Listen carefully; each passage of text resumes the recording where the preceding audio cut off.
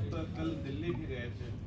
जी हमारे जो वरीय उपाध्यक्ष महोदय हैं वो अस्वस्थ हैं, हम लोग रांची मिलने आए थे, पता चला वो दिल्ली चले गए, हम लोग भी चले गए, लेकिन काफी कॉन्फिडेंशियल उनका इलाज चल रहा है, नहीं मिल पाए। तो हम पहले दुआ करेंगे, प्रार्थना करेंगे वो जहाँ है जिस हाल में है मजबूत रहे और स्वस्थ होकर जल्दी वापस आए। तो क्या उनको अभी ने कहा कि मेरा बेटा का तबीयत खराब है, इसका इलाज कीजिए, तो वैद्य ने कहा 2 दिन के बाद आइए। जब 2 दिन के बाद महिला अपने बेटे को लेकर वैद्य के पास गई तो वैद्य ने कहा कि इसे कहिएगा गुड़ ना खाए, तो वो महिला बहुत नाराज हो गई कि ये 2 दिन पहले भी ये बात बता सकते थे। तो वैद्य ने कहा कि आपके जाने के बाद मैंने पहले गुड़ खाना बंद किया। तो ठीक मुख्यमंत्री को कहना चाहेंगे, आप आदिवासी अगर हितैषी हैं तो पहले नेमरा गोला के अलावा जहां जहां आपका जमीन है आदिवासियों को वापस कर दीजिए, तभी आपको आदिवासी हितैषी कहेंगे।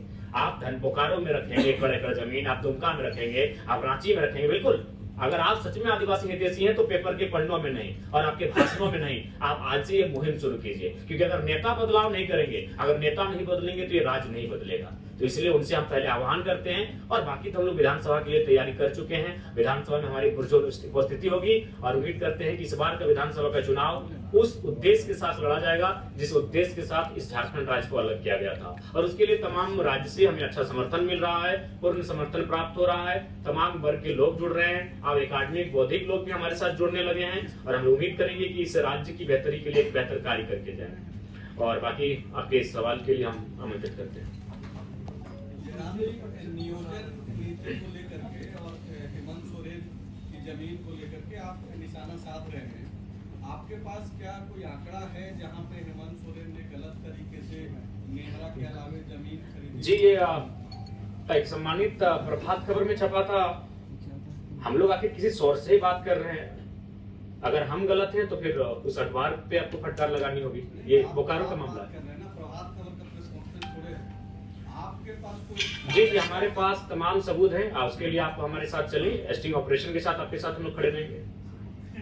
नियोजन नीति को लेकर के एक बातचीत सदन में हेमंत सोरेन ने कही थी मुख्यमंत्री रहते हुए कि भले ही 60-40 का ये चल रहा है, लेकिन प्रयास रहेगा कि 80% जो लोग हैं वो झारखंडी लोगों। तो कैसे करेंगे आप? नहीं वही मैं आपसे जी उसके लिए हम लोग सुझाव देना चाहेंगे कि जिस प्रकार से BC1 BC2 का आपने कैटेगराइज किया है, सेंट्रल लिस्ट में OBC है और जब वो राज्य में आता है तो BC1 BC2 बन जाता है। तो एक सुझाव हमारा रहेगा कि आप जनरल 1 और जनरल 2 में परिभाषित करें। आप 60-40 के बाद जो 20 आएगा उसको जनरल 1 में रखें और बाकी जो अगला 20 आएगा उसको जनरल 2 में रखें। जनरल 1 में ये शर्त रखें कि इसमें जो भी भरेंगे वो झारखंड के ही भरेंगे और उनका आधार होगा कि खतियान के आधार पर आपकी जो आवासीय प्रमाण पत्र निर्गत होंगे, आपके जाति प्रमाण पत्र निर्गत होंगे, झारखंड से निर्गत होंगे। और उसके बाद जो आप जनरल 2 रखेंगे जिसमें बाकी 20 बचेगा, उसमें आप पूरे हिंदुस्तान का आमंत्रित कीजिए। एक बात ये बताइए कि आप अब आंदोलनकारी तो हैं नहीं, नेता हैं, चुनाव लड़ने जा रहे हैं जी। ये जो कुछ नाम जो सार्वजनिक कर रहे हैं जिनको नौकरी मिली है जो बाहर के हैं, सुरक्षा का मसला आता है क्योंकि स्थानीयता यहाँ का बहुत बड़ा मुद्दा है, गंभीर मुद्दा है, सेंसिटिव इशू है। जी झारखंड के लोग बहुत सरल होते हैं, मैं उदाहरण दे रहा था, मैंने कहा कि उनसे हमारी कोई बैर नहीं है, हमें उस सिस्टम से आपत्ति है कि आप हमारी बॉडियां प्रदेशों से वापस आएंगी और हमारे हिस्से की नौकरियों का किसी और को बांटेंगे, इससे लेकर हमें आपत्ति है। जयराम जी, आपके केंद्रीय पदाधिकारी 5-5 लाख रुपए लेकर टिकट पार्टी का काम करें, क्या करेंगे? देखिए अगर आप प्रमाण देंगे तो अगले दिन उनको सस्पेंड कर देंगे। जी मैंने आपसे सवाल किया है, आप जी जी देखिए इसके लिए हम लोग भी सुने हैं, ये चर्चाएं हम तक आई हैं और ऐसी चीजों से आप इनकार भी नहीं कर सकते हैं, इनमें सत्यता है। हम लोग भी इस पर लगातार इंटरनली जांच कर रहे हैं, अगर ऐसे लोग सामने आएंगे और अगर प्रमाण हो जाएगा तो उनको हम लोग अपने संगठन से बाहर करेंगे। आपको विदेशों से भी फंड आ रहे हैं, उसके बारे में कुछ बताएं? जी हम आप जब बोलेगा हम सार्वजनिक कर देंगे। अगर अभी समय दीजिएगा तो मेरा फोन पे सामने विदेश से आए हैं, 1 रुपए से लेकर 10,000 20,000 तक आए हैं, वो प्रवासी मजदूर जो दुबई, कुवैत, मलेशिया में रहते हैं। आप चाहे तो मेरा फोन ले लें, हम आपको पासवर्ड भी दे देते हैं। मेरा आखिरी सवाल है, कितने सीटों पे आप चुनाव लड़ेंगे इस विधानसभा में? देखिए हम लोग मैक्सिमम सीटों पे चुनाव लड़ेंगे। पिछले बार हम लोग किए थे 55, लेकिन जब हम लोग पलामू प्रमंडल का दौरा किए तो वहाँ भी 2-3 सीटें ऐसे दिखी जहाँ हम लोग को आसार दिखे, तो लिहाजा हम लोग की जैसे जैसे समय बीतेगा हमारे सीटों की संख्या बढ़ेगी। क्या बीजेपी ने 7 से 8 सीटें आपको ऑफर की हैं? देखिए 2 विधायकों को मंत्री बनाने का ऑफर। देखिए सबसे पहली बात, हमने तो ये नहीं कहा था बीजेपी, हमने तो अपने भाषण में स्पष्ट कहा था कि हाँ ये सत्य है। ये तो हमने कई बार कहा है कि हाँ ऑफर था, लोकसभा में भी था।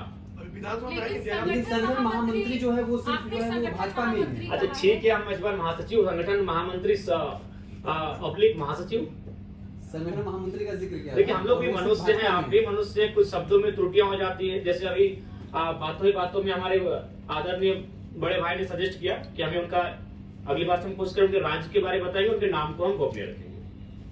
हम लोग चलते चलते सीख लेते हैं, तो लिहाजा महामंत्री ऑब्लिक महासचिव। अच्छा, सीधा जवाब आप दीजिए कि बीजेपी के किसी नेता से आप संपर्क में हैं? नहीं, संपर्क में नहीं है, हम संपर्क में नहीं है, वे लोग हमसे संपर्क में थे और फिलहाल कुछ दिनों से कटे हैं। तो वाया किसी के संपर्क में थे या डायरेक्ट आपसे बातचीत? नहीं, वाया संपर्क में थे, डायरेक्ट पॉसिबल नहीं है। हर मोर्चे में क्या हो रहा है कि समानता बनती है? की बात हो रही है। नहीं, सरयू जी से हमारी कोई बात नहीं हुई, ना कोई बात। चुनाव में भी कोई डील नहीं होगी। नहीं, बिल्कुल भी नहीं होगी। उनकी पार्टी से कोई अगर वो नेतृत्व स्वीकार करते हैं, आपका एक शर्त था कि आपका नेतृत्व स्वीकार करें, अगर सलीम राय अगर आपका नेतृत्व स्वीकार कर लेते हैं तो क्या खंड मोर्चे में उनकी संभावना बनती है? देखिए वो काफी आयु में हमसे वृद्ध है, तो हम चाहेंगे कि वो जहाँ है बेहतर हैं, और हम लोग लगता है कि शायद उस तरह से हमारे जो युवा हैं पता नहीं उनके साथ फिट बैठेंगे, तो उस पर कोई बातचीत हुई नहीं है और हम लोग उस पर बातचीत भी नहीं किए हैं। हम लोग अपने स्तर से अपने आप को बेहतर कैसे करें इस पर काम कर रहे हैं। विधानसभा चुनाव में क्या किसी पार्टी के साथ आप गठबंधन करेंगे? नहीं, हम लोग चुनाव फ्रेश लड़ेंगे और बिल्कुल अपने सिद्धांतों के साथ लड़ेंगे। मतलब ये तय है कि आप नहीं किसी से गठबंधन करेंगे? जी भैया, संजय भैया है क्या? दिख नहीं रहे हैं जी भैया, ये पूरी तरह तय है कि हम लोग चुनाव बिना किसी गठबंधन के लड़ेंगे। अच्छा, एक जो बहुत बड़ा फैसला आज आया है सुप्रीम कोर्ट का, जी। 25 साल से लंबित मामला था, जिसमें यह फैसला दिया गया है राज्यों के हित में और बोला गया है कि खनिज की जमीन पर जो है राज्य अब टैक्स लगा सकता है। पहले जो रॉयल्टी की व्यवस्था थी उसके अलावा टैक्स का जो है आज सुप्रीम कोर्ट ने फैसला सुनाया है। इसको किस तरीके से देखिए, अगर राज्यों की खनिज पर अगर राज्य को भागीदारी मिल रही है या फिर राज्य को नियंत्रण देने की बात कही जा रही है तो ये स्वागत योग्य है। क्योंकि देखिए दिल्ली में बैठे लोग नहीं समझ पाते हैं राज्य की समस्या को, और ये मनमानी होती है दिल्ली में बैठे, लेकिन अगर ये सुप्रीम कोर्ट का फैसला आया तो इसका स्वागत है।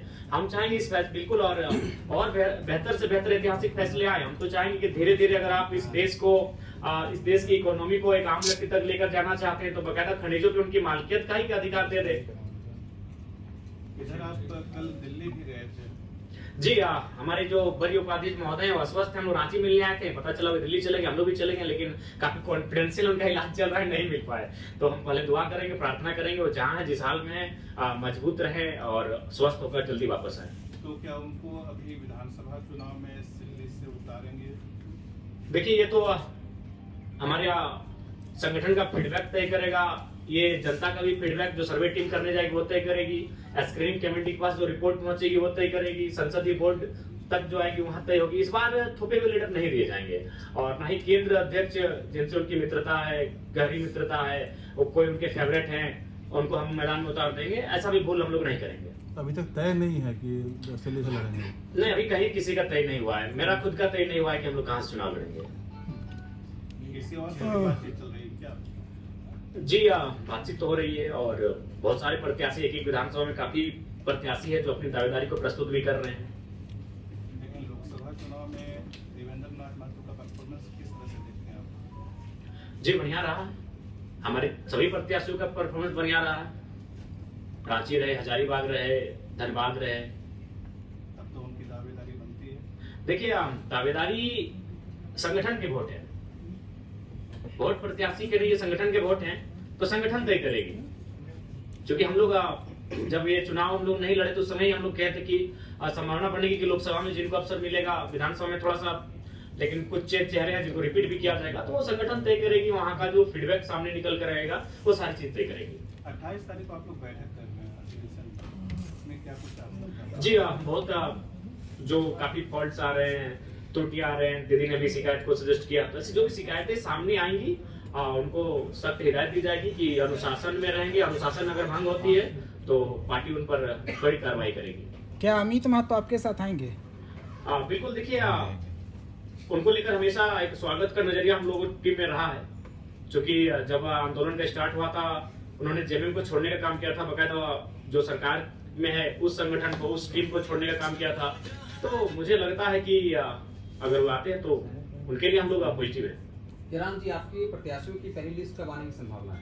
हमें लगता है कि इस महीने में क्योंकि सावन का महीना है, हम लोग को खेती बाड़ी का भी महीना, झारखंड खेती बाड़ी का प्रधान राज्य है, तो खेती करते करते पहली लिस्ट आप सबों के सामने होगी। इधर सूर्य सिंह